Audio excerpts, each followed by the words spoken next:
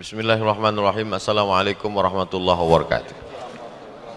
Assalamualaikum Ustadz. Waalaikumsalam. Bagaimana pahala yang didapat pemuda yang bersabar meninggalkan maksiat di tengah dunia akhir zaman ini? Pertama, innama yuwaffas sabiruna ajrahum bighairi hisab. Orang yang sabar itu dapat pahalanya bighairi hisab, tak bisa dihitung, unlimited. Tapi itu kan sabar ketika anak meninggal, sabar ketika rugi, sabar ketika ditipu orang. Itu sabar level paling bawah. Sabar yang paling tinggi adalah sabar menahan diri dari maksiat. Anak muda ganteng, kekar, berotot, diajak pacaran tak mau.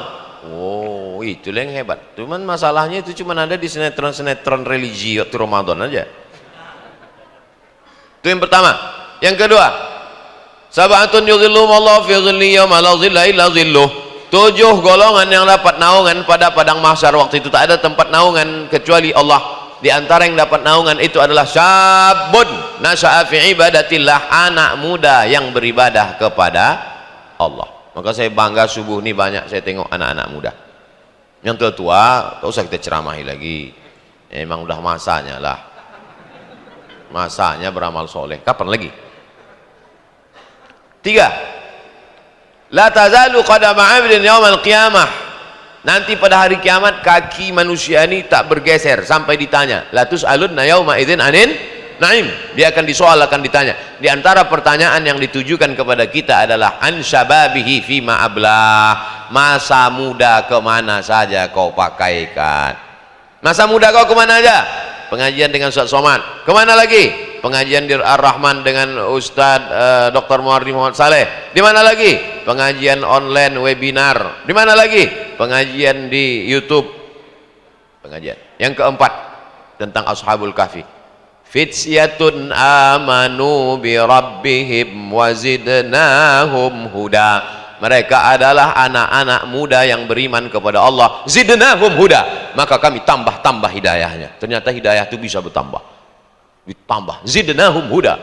Anak-anak muda ini kami tambah hidayahnya, kata Allah Subhanahu wa taala. Mudah-mudahan anak-anak muda Pekanbaru ini diselamatkan Allah dari narkoba, diselamatkan Allah dari sabu-sabu, diselamatkan Allah dari seks bebas, diselamatkan dari LGBT. Baru-baru ini ada aplikasi coins yang menghasilkan uang. Apa hukumnya Ustadz? Karena di aplikasi itu kita harus top up saldo dulu, karena di dalam Islam tak boleh ada bagi persen. Dia tak jelaskan secara detail pertanyaannya. Kalau mau buatkan pertanyaannya detail, baru saya jawab secara detail.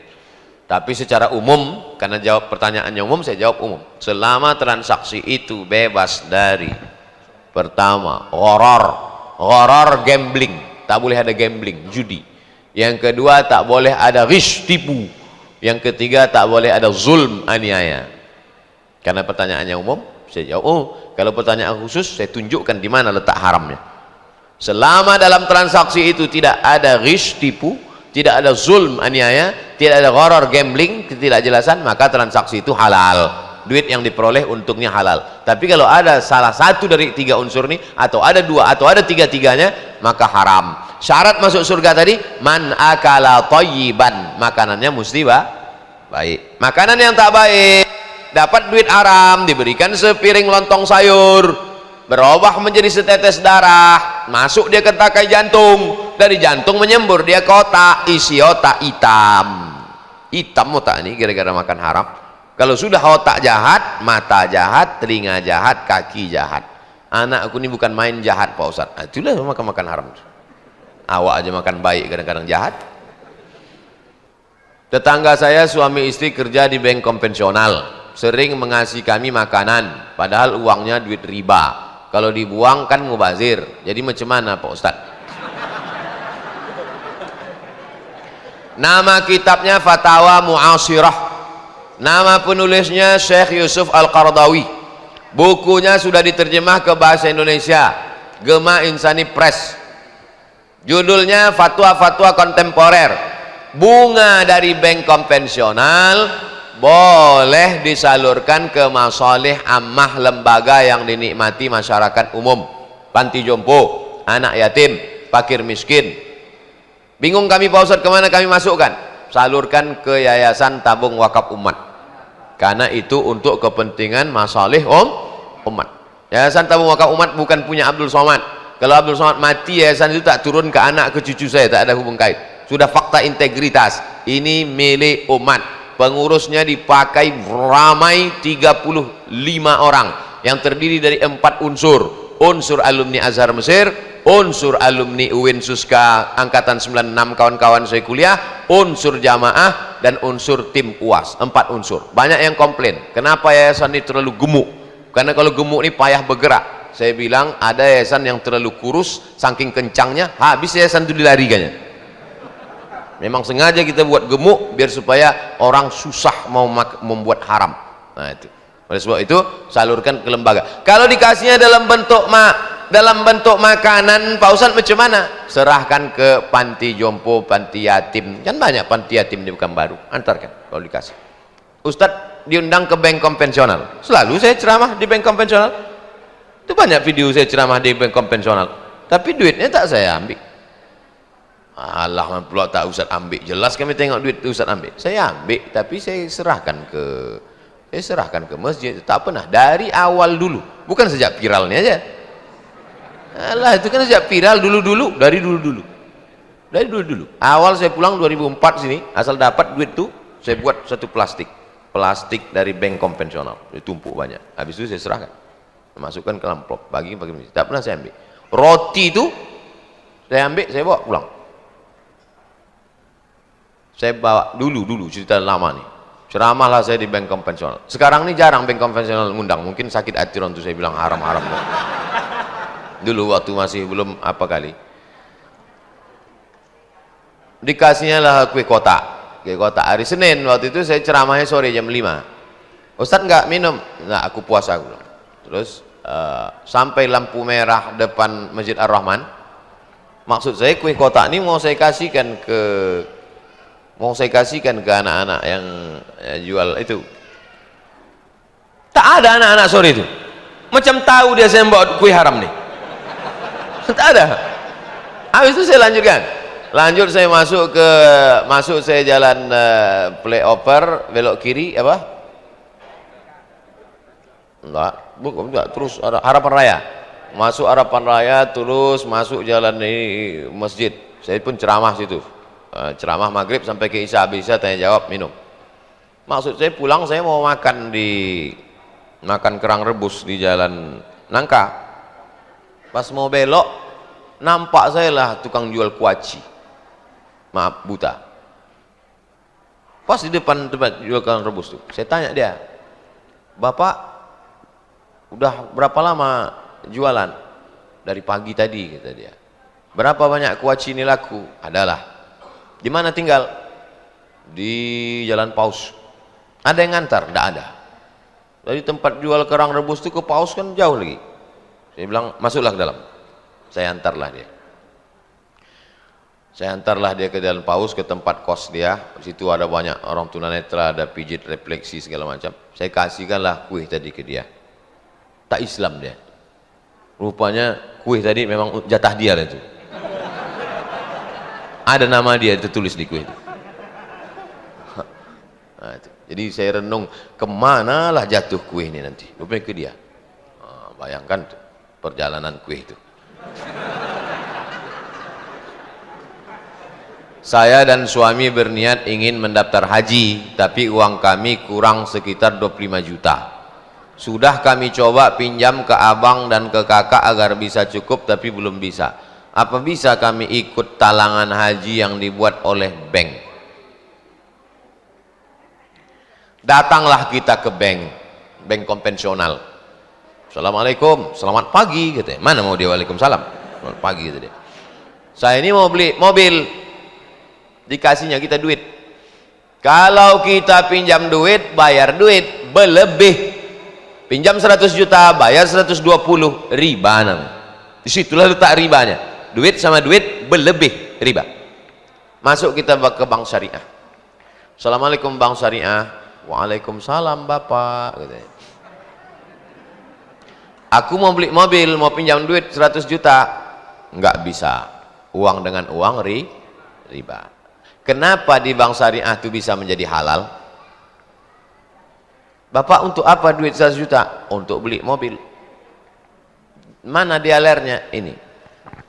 Bank syariah membeli mobil tuh ke dialer. Bank syariah membeli mobil tuh ke dialer. Sekarang mobil punya siapa? Punya bank syariah lah. Mobil itu punya bank syariah. Lalu kemudian bank syariah menjual mobil tuh ke saya secara cicil. Boleh apa tak boleh? Akadnya adalah jual beli. Itulah yang disebut dengan murabahah. Murabahah artinya permodalan dapat untung. Siapa yang mengasih saya modal beli mobil tadi? Bank memodal. Bank membeli mobil, maka sebetulnya bank dapat untung dari akad tijaroh. Tijaroh itu dagang, menggale bank itu jual beli dia. Jelas? Nah, sekarang kalau mau berangkat haji, akad apa yang mau dipakai? Hah? Kalau tadi kan jelas, mobil itu dibeli. Sekarang mobil itu punya bank. Lalu saya membeli mobil. Kalau mau berangkat haji, akad apa yang mau dipakai? Kalau duit sama duit bertambah maka riba. Menabung aja. Tapi Pak Ustadz, kalau menabung ini kapan berangkatnya? Nabung cukup setor, bayar, berangkat. Tak berangkat pahalanya udah dapat. Sebetulnya kita ini mau haji atau mau foto-foto, biar supaya orang tahu kita sudah haji. Berapa banyak orang tak haji dapat pahala haji, berapa banyak orang haji berkali-kali tak haji. Nah, oleh sebab itu mudah-mudahan kita haji dan dapat pahala haji. Amin. Hidup ini tak usah sulit. Hidup sudah susah, jangan bikin susah. Apa hukumnya menyembunyikan kebatilan serta melindunginya, sehingga kebatilan tersebut sudah menjadi fitnah di tengah-tengah masyarakat? Saya pertanyaan-pertanyaan yang ngambang-ngambang ini tak suka saya. Saya suka tuh to the point, langsung aja. Saya kan jawab gitu kan, selalu saya jawab tuh langsung. Seorang tukang melarikan duit masjid sampai saat ini belum selesai. Apakah hutang tersebut menjadi tanggung jawab pengurus? Apakah hutang itu dipertanggungjawabkan di dunia dan di akhirat? Ada pengurus masjid memegang duit masjid. Duit masjid itu duit pengurus atau duit umat? Umat mengangkat pengurus secara musyawarah, diangkatlah ketua masjid, namanya Abdul Somad. Nih ketua masjid. Lalu Abdul Somad beserta jajarannya mau memplester masjid Ibadur Rahman Jalan Sukakarya. Maka saya mengangkat tukang. Maka saya angkat tukang, saya buat perjanjian hitam di atas putih, MOU, bahwa tukang akan menyelesaikan bangunan.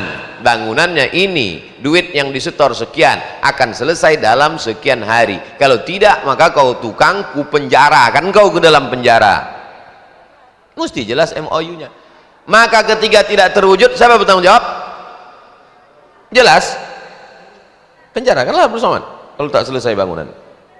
Oleh sebab itu maka wa amruhum syura bainahum, orang beriman itu bermusyawarah dalam memutuskan suatu perkara.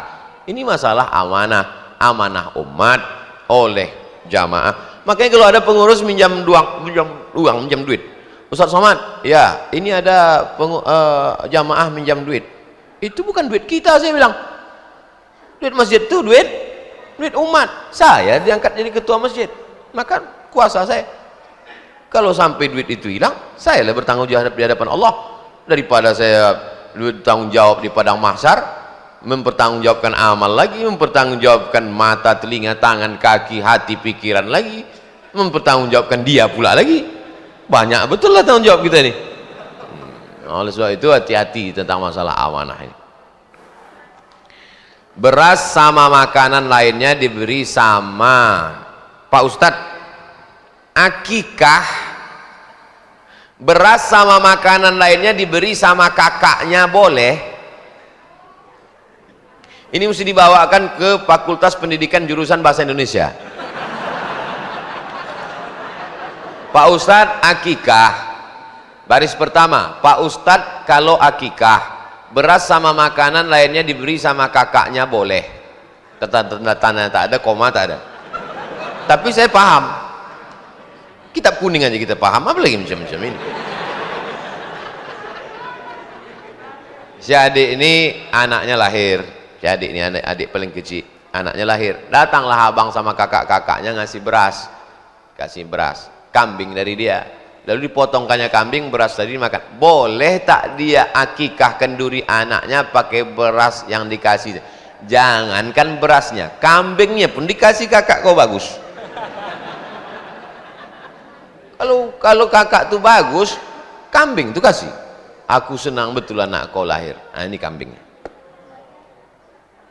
Bagus, selesai. Labbaik Allahumma syubrumah, labbaik Allahumma syubrumah. Kata Nabi, syubrumah itu siapa? Akhi, saudaraku. Kuhajikan syubrumah, kuhajikan syubrumah. Kata Nabi, siapa syubrumah nih? Saudaraku ya Rasulullah. Kau hajikan dia? Iya. Bukan ngasih kambing, bukan ngasih beras, haji. Kau hajikan saudaramu. Bagus. Kuhajikan syubrumah. Kau udah haji apa belum? Belum ya Rasulullah. Salah kau, kata Nabi. Hajikan dulu dirimu, baru kau hajikan saudara kau. Ya, sahabat dulu begitu.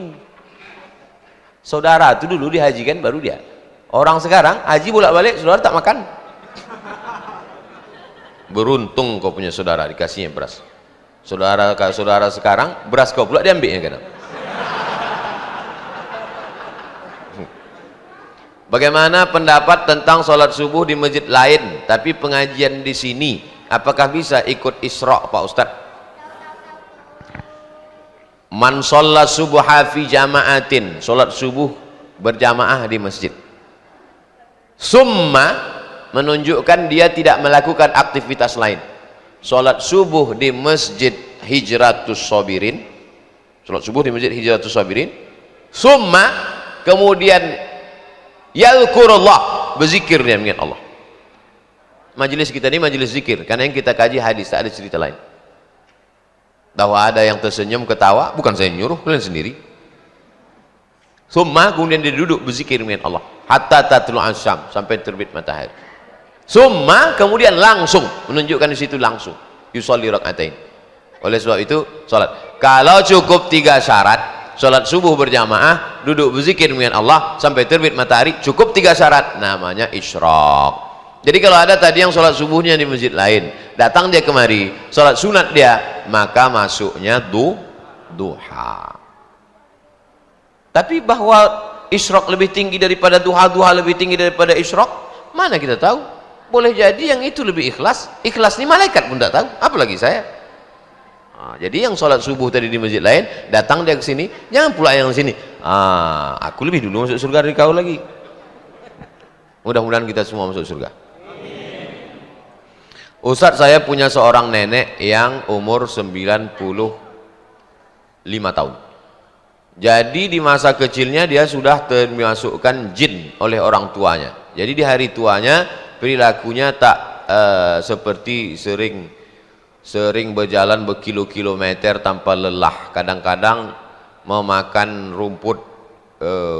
Jadi seandainya kami Allah berkehendak umpamanya meninggal dunia, apakah itu suatu dosa bagi anak cucunya? Jinnya ini mesti dikeluarkan.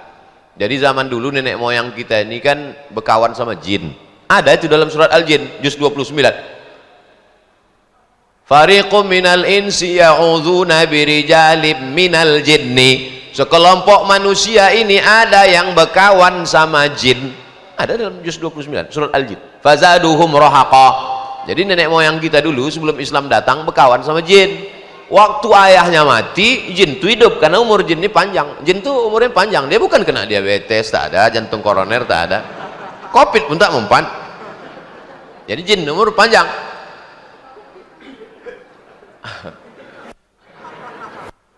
Mati ayahnya, jin itu hidup.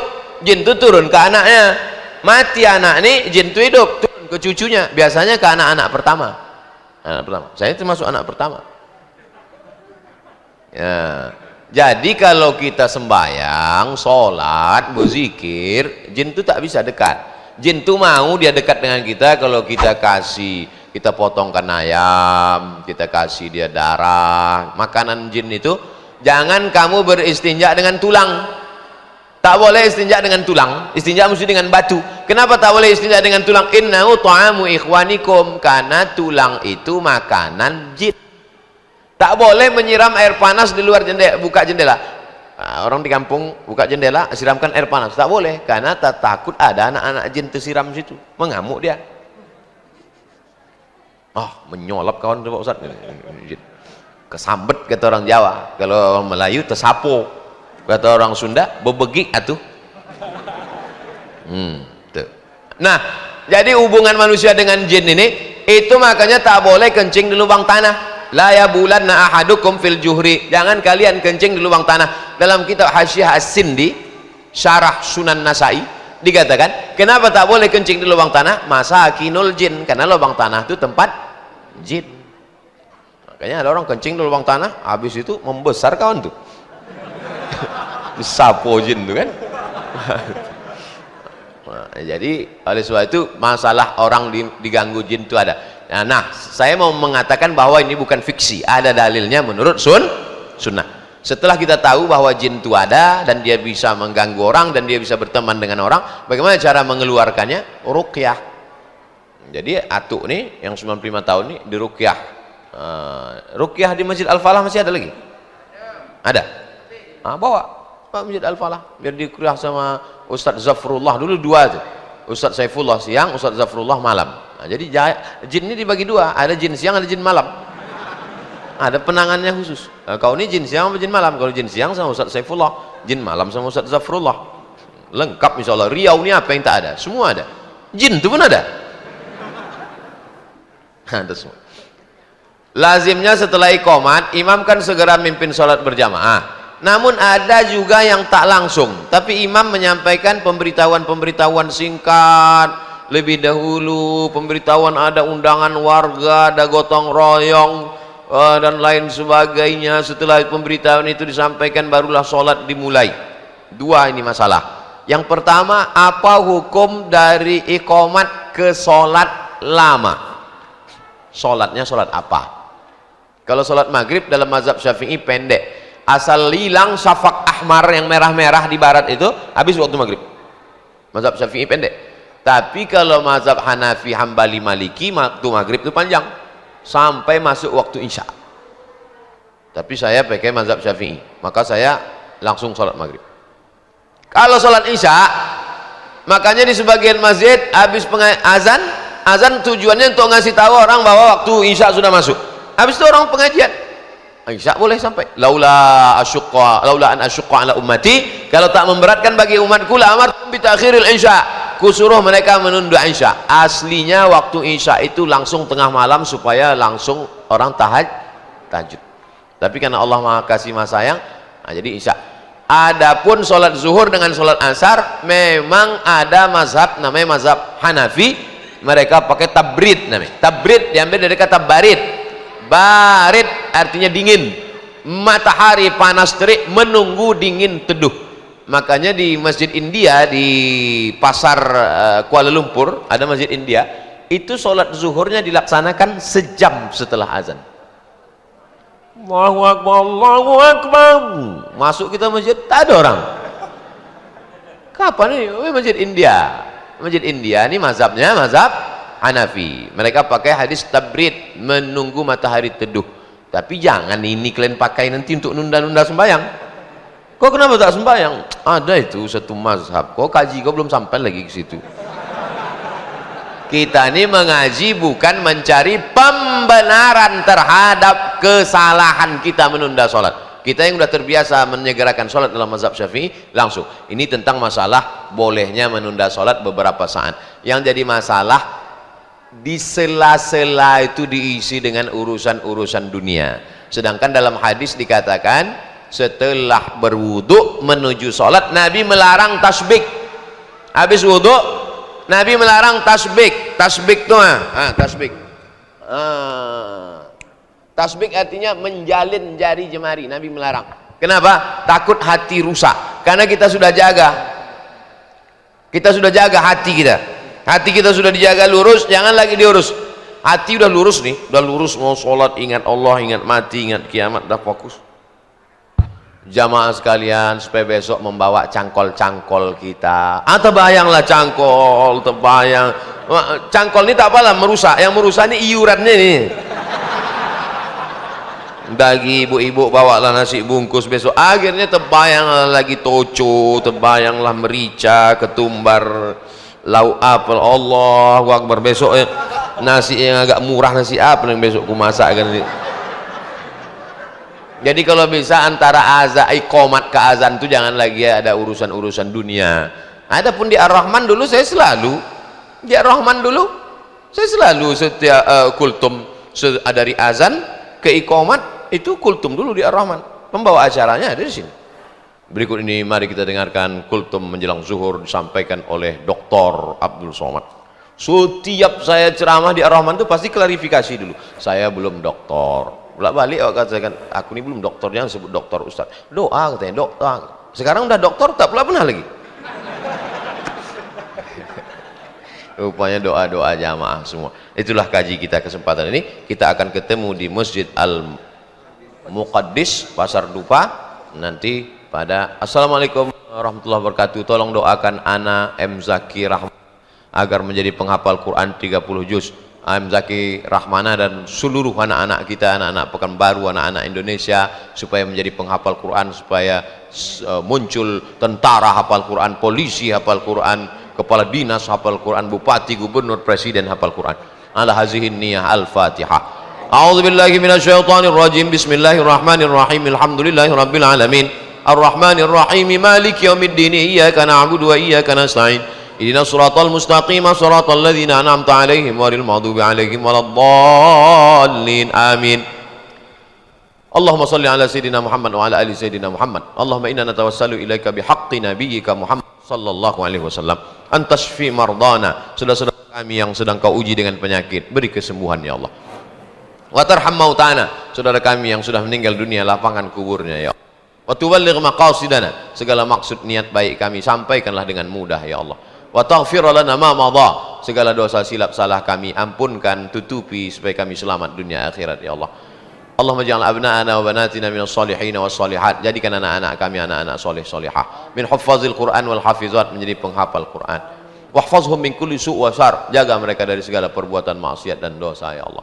Allahumma rfa'na al-ghala wal waba wal fahsya wal riba wal zina wal munkar. Angkatlah malapetaka, bencana, musibah, bil khusus wabah COVID-19 ini dari negeri kami ya Allah. Allahumma khtim lana bi husnil khatimah wa la takhtim alaina bi su'il khatimah. Allahumma rzuqna al-istiqamata ala syari'atil gharra wa tariqatil bayda. Berikan kami istiqamah menjalani hidup ini ya Allah. Allahumma ja'al akhir kalamina inda intihai ajalina, jadikan akhir kalam kami waktu ajal kami sampai, waktu malaikat maut mencabut nyawa kami, yang keluar dari mulut kami la ilaha illallah Muhammadur Rasulullah sallallahu alaihi wasallam. Kalimatu haqqin 'alaiha nahya, dengan itu kami hidup, wa 'alaiha namutu, dengan itu kami mati, wa biha nub'atsu, dengan itu kami dibangkitkan di padang mahsyar, wa adkhilnal jannata ma'al abrar, masukkan kami surga dalam surga bersama Nabi Muhammad sallallahu alaihi wasallam. Rabbana atina fid dunya hasanah wa fil akhirati hasanah wa qina adzabannar. Wa sallallahu ala sayidina wa maulana Muhammad wa ala alihi washabihi wasallam. Walhamdulillahi rabbil alamin. Taqabbalallahu minkum minna wa minkum taqabbal ya karim. Saya bukan angkuh, bukan sombong, bukan tak ada niat lain, hanya menjaga protokol Covid ini supaya jangan jadi fitnah. Apalagi Pekanbaru ini sekarang jadi sorotan orang. Kalau sampai kita salam-salaman diliput diri, nanti jadi bisa-bisa jadi pidana pula. Nah, itu. Jadi kita bubar dengan sallallahu ala Muhammad.